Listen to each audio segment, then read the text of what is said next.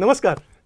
RMW presents just talk या series अंतर्गत वसा संस्कृतीचा या कार्यक्रमात मी निखिल पिंपळगावकर आपल्या सगळ्यांचं मनपूर्वक स्वागत करतो. संस्कृती म्हणजे काय हो? मराठी भाषा, कला, क्रीडा, खाद्यपदार्थ ह्या सगळ्यांचा विचार करता परंपरेने चालत आलेल्या गोष्टींची मूल्य, श्लीलाश्लीलता या सगळ्यांचा एक ढोबळ विचार म्हणजे संस्कृती. त्यातही मराठी नाटकांचा विचार करता एक खूप वेगळी परंपरा महाराष्ट्राला लाभली आहे. महाराष्ट्राचं सद्भाग्य. त्यातही हौशी रंगभूमीची एक वेगळी ओळख महाराष्ट्राला आहे. अनेक आज मोठ्या पडद्यावरची चर्चित नावं ही हौशी रंगभूमीतूनच गेलेली आहे. आज अशाच हौशी रंगभूमीची आजची स्थिती काय आहे, त्यातही विदर्भातली स्थिती काय आहे, ही चर्चा आज आपल्याला करायची आहे. स्वागत करूया कवी, नाटककार, लेखक श्रीपादजी जोशी आणि रंगकर्मी आणि नाटककार अजयजी धवने. नमस्कार. खूप कार्यक्रमात स्वागत. सर, कार्यक्रमाला सुरुवात करण्यापूर्वी एक छोटासा प्रश्न आहे की इतकी हौशी रंगभूमीची आपल्याकडे दिव्य परंपरा होती, पण जी संस्कृती, जी परंपरा मुंबई पुण्याकडे दिसते ती विदर्भात थोडीशी काहीतरी माघारलेली दिसते किंवा मागे पडली असं आपण म्हणूया. याचे नेमके काय कारण असेल असं तुम्हाला वाटतं? कारण असं काही नाही आहे. किमान मुळात माघारलेली आहे या शब्दावरच माझी हरकत आहे. कारण पुण्या मुंबईकडे आपण ज्याला उपलब्धता म्हणतो त्या सगळ्या उपलब्धता मुबलक प्रमाणात आहे. त्या तुलनेत आपल्याकडे उपलब्धता, ज्या आवश्यक गोष्टींच्या उपलब्धता आहे त्या कमी असल्यामुळे फोफावू शकली नाही, विस्तारू शकली नाही, याच्यावरच माझं मुळात ऑब्जेक्शन आहे. कारण विदर्भातली हौशी रंगभूमीची चळवळ फार मोठी विस्तारलेली, त्याचा संपन्न इतिहास आहे. अगदी पूज्य दार्वेकर मास्तरांपासून सुरू झालेली ही परंपरा आज मोठ्या वेगळ्या वळणावर आहे. त्याच्यामुळे त्या तुलनेत मला असं वाटत नाही की आपण त्यांच्या तुलनेत माघारलो आहोत म्हणून. श्रीपादजी, तुम्हाला काय वाटतं नेमकं यावर? माघारली नसली तरी पण तुलनात्मक दृष्ट्या त्याचा जो फोर्स आहे तो कमी झाला आहे. म्हणजे मी सहमत आहे यांच्याशी, पण तरी मला असं वाटतं की साधारणतः म्हणजे 82-85 या काळामध्ये मोठ्या प्रमाणामध्ये इथे एकांकिका स्पर्धा होत होत्या. तर त्यावेळेस हे ग्लोबलायझेशन वगैरेचा काळ यायचा होता. त्यामुळे फार मोठ्या प्रमाणावर मुलं, म्हणजे इकडली जी हौशी रंगकर्मी जी होती ती मंडळी असं पुण्या मुंबईत गेलेली नव्हती त्या काळात. त्या काळातला रोजगार इथेच उपलब्ध असायचा. तर त्याच्यामुळे त्यांचं टॅलेंट इथे ते आपली अभिव्यक्ती करत राहिले. आपल्या अंतरंगात जी काही उर्मी असेल त्याचं प्रात्यक्षिक प्रेझेंटेशन इथेच होत राहिलं. नंतरच्या कालखंडात ग्लोबलायझेशन नंतर मुलं मोठ्या प्रमाणामध्ये इंजिनिअरिंग करायला पुणे मुंबईकडे जात राहिली आणि त्यानंतर बाहेर परदेशातही गेली. त्यामुळे टॅलेंट बरंचसं बाहेर जात राहिलं किंवा पुण्या मुंबईचं स्पेस त्यांना लवकर सहज उपलब्ध होऊ लागली. मुळात आमच्या मातीमध्ये एखाद्याला खूप मोठ्या प्रमाणात उंचीवर नेण्याचं सामर्थ्य कमी होते, आपण मान्य करून घेतलं पाहिजे. त्याच्यामुळे जिथे जर आकाश जवळ येत असेल तिथे मुलं जात राहिले, हा स्वाभाविक भाग आहे.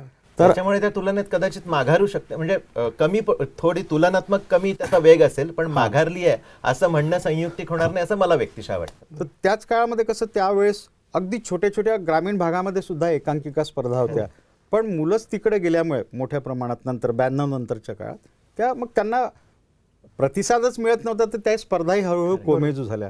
अशी एक आमची आवडती, आम्हा दोघांची आवडती स्पर्धा वरोऱ्याची होती. मागच्या वर्षी यांचं नाटक तिथे पहिलं आलं होतं. बऱ्याच वर्षानंतर तिथल्या लोकांनी पुन्हा एकत्र येऊन मोठ्या जोमानं ती स्पर्धा सुरू केली. पण म्हणजे असं चालू आहे. आज जे इथे उपस्थित आहे ते आपल्या परीने प्रयत्न करत. पण तुम्ही जसं म्हणाला की एकांकिकांचा जोर अजूनही कमी झालेला नाही, वास्तविक पाहता आत्ताच्या घडीला सिरियल्स आणि याचा प्रभाव जास्त वाढल्यानंतर एकांकिका थोड्या कमी झाल्या असं निश्चित म्हणाल? विदर्भाच्या संदर्भात बोलायचं झालं तर विदर्भात मात्र त्याची संख्या कमी आहे. पण मराठवाडा, पश्चिम महाराष्ट्र, नाशिक म्हणजे उत्तर महाराष्ट्र आणि मुंबई या ठिकाणी एकांकिका स्पर्धांचं प्रमाण मुबलक आहे. म्हणजे इव्हन आता सुद्धा मी स्वतः आता तयारी करतोय. कोरोनाच्या नंतरचा काळ आता जेव्हा सुरू झालं, पण आम्हाला शेवटी जावं लागतंय ते पश्चिम महाराष्ट्रातली पहिली इचलकरंजीला स्पर्धा करायलाच जावं लागतंय. पण तुलनेत नागपूर महानगरपालिकेची महापौर करंडक स्पर्धा तीही अनियमित असते. एक वर्षाचा गॅप पडूनच होते. याची कारणं आर्थिकही असू शकतात, सगळ्याच गोष्टी असू शकतात. पण विदर्भात मात्र ती चळवळ आता थोडी मंदावली आहे. एक या संदर्भात आणखी सांगता येईल, म्हणजे भलेही त्यावेळेस जे टॅलेंट किंवा जे रंगकर्मी होते ती चळवळ विदर्भापुरतीच चालत राहायची. ते इथल्या इथे स्पर्धा करायच्या आणि त्यात ते संतुष्ट असायचे.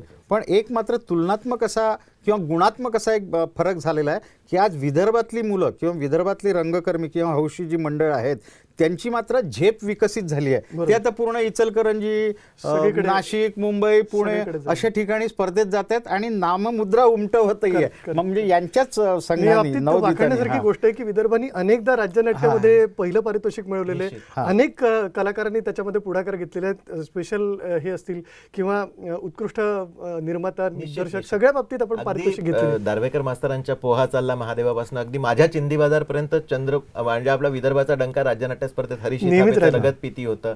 अमरावतीचं एक नाटक होतं. एक बरीच मोठी परंपरा विदर्भ म्हणजे विदर्भाने अगदीच काही केलं नाही असं असतलं म्हणता येणार पाहिजे. नाही. राज्यनाट्य स्पर्धेतलं उत्तुंग यश सुद्धा विदर्भाच्या मातीनं मिळवलंय. Correct, Yes. correct. हे अभिमान याचा एक भाग म्हणजे असं झाला की हे एक्सचेंज वाढल्यामुळे खरंय. आमचाही आत्मविश्वास वाढला.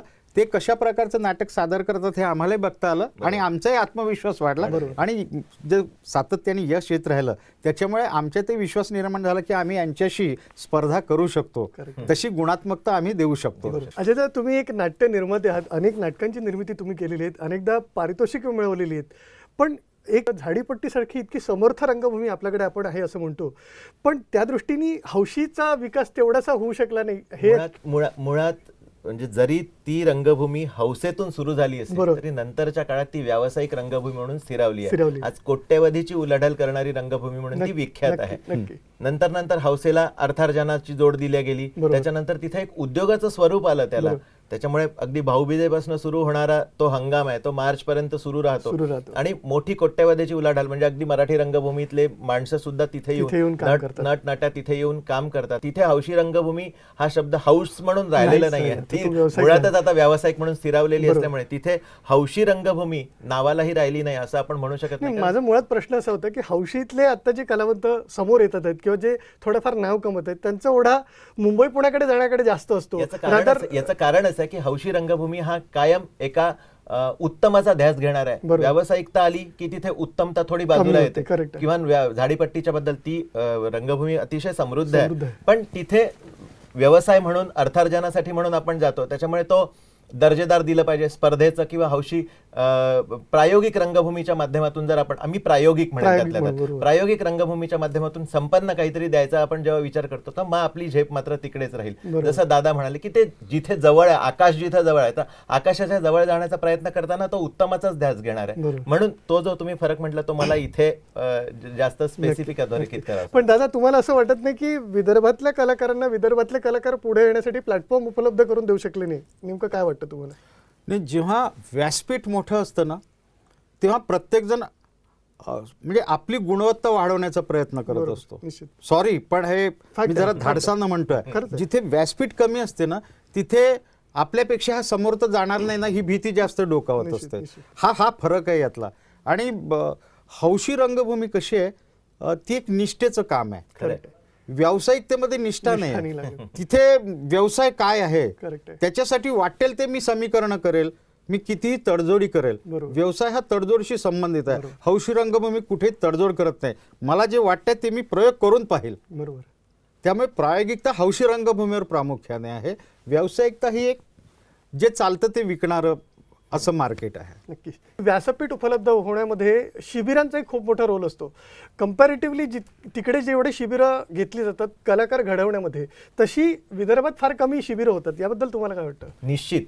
तिकडे मी मगाशी तुम्हाला सांगितलं की तिकडे इंडस्ट्री जवळ आहे. बरोबर.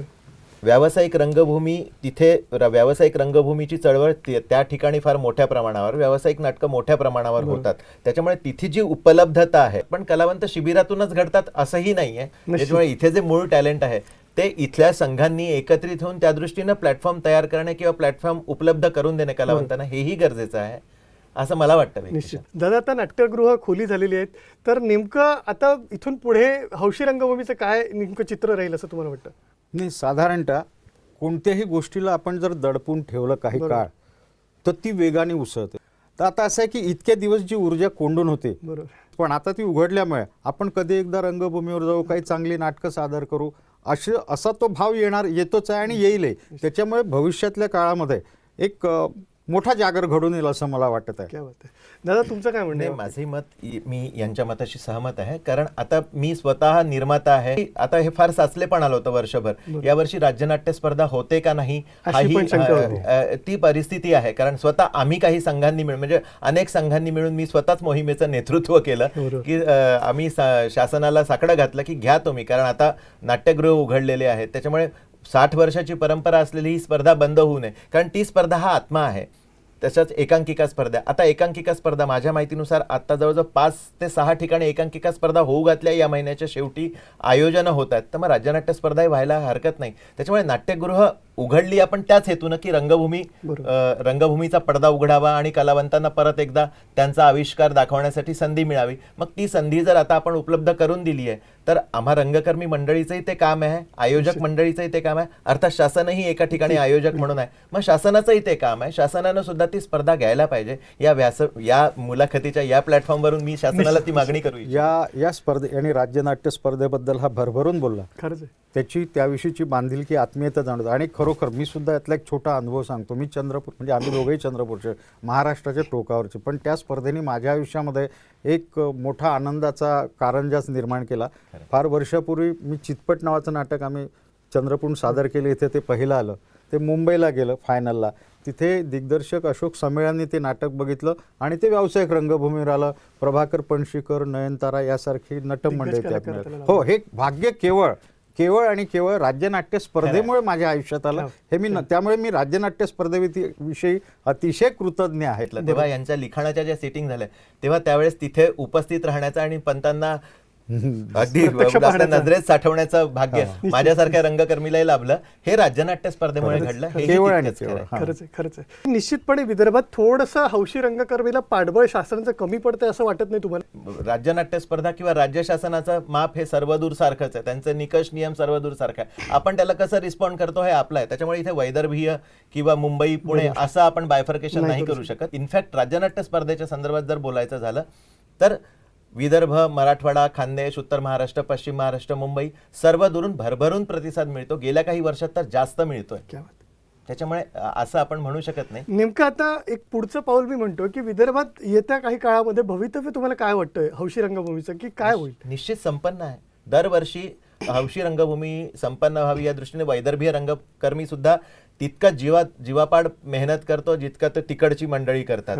आणि फक्त एवढंच आहे की इंडस्ट्री तिकडे आहे, प्लॅटफॉर्म तिकडे आहे. त्याच्यामुळे मग तो इथे एकदा स्थिरावला की तो आपली पुढची झेप तिकडे हे करतो. त्याच्यामुळे इकडे लॅक्युना निर्माण होत असेल म्हणून थोडी बहुत अशी मध्ये पोकळी निर्माण होत असेल तर ती स्वाभाविक आहे. ह्याच्यामुळे वैदर्भीय रंगभूमीच्या प्लॅटफॉर्मवर हौशी रंगभूमी माघारली जाते किंवा कमी पडते वगैरे ह्यात मला तरी म्हणजे मला वाटत नाही. असं कसं होतं की शिबिरातून जर माणूस तयार झाला आणि ज्याचा आवाका वाढला, ज्याची विचार करण्याची क्षमता वाढली, त्या संदर्भातलं चिंतन वाढलं, तर तो आणखी मोठं व्यासपीठ शोधायचा प्रयत्न करतो.